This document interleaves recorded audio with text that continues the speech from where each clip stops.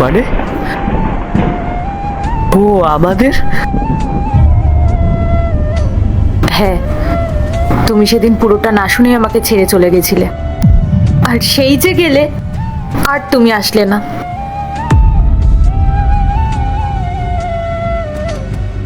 আমার এই পরিস্থিতির কথা জানতে পেরে আমার বাবা মা আমাকে বাড়ি থেকে বার করে দিল।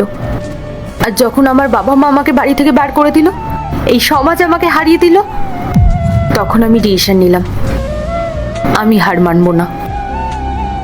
আমার শত কষ্ট হলেও এই বাচ্চাকে আমি জন্ম দেব, এই পৃথিবীর আলো দেখাবো। আর আমার যতই কষ্ট হোক না কেন, ওকে আমি মানুষের মতো মানুষ করে তুলব। তুমি জানো না রাহুল, একটা মায়ের সন্তান জন্ম দিতে কতটা কষ্ট হয়, তাকে কত কিছু সহ্য করতে হয়।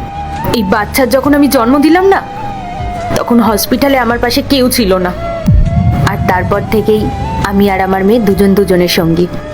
আমি ডেলিভারির কাজ করে যা ইনকাম করি, তাতে আমাদের দুজনের ভালোভাবেই চলে যায়। আর এইভাবেই আমি আমার মেয়েকে মানুষের মতো মানুষ করে তুলব। পূজা, তার মানে ও আমার মেয়ে?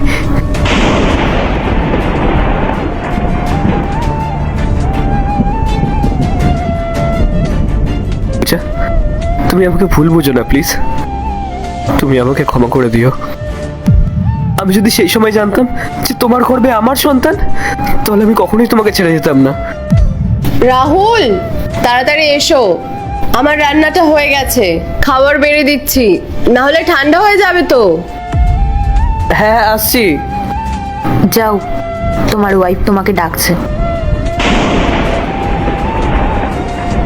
কি করছে এতক্ষণ ধরে?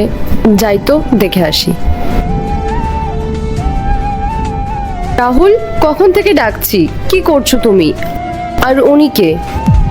মেঘা, ও আসলে ম্যাডাম, আমি এই পার্সেল দিতে এসেছিলাম। স্যার, আপনার পার্সেল। চলো।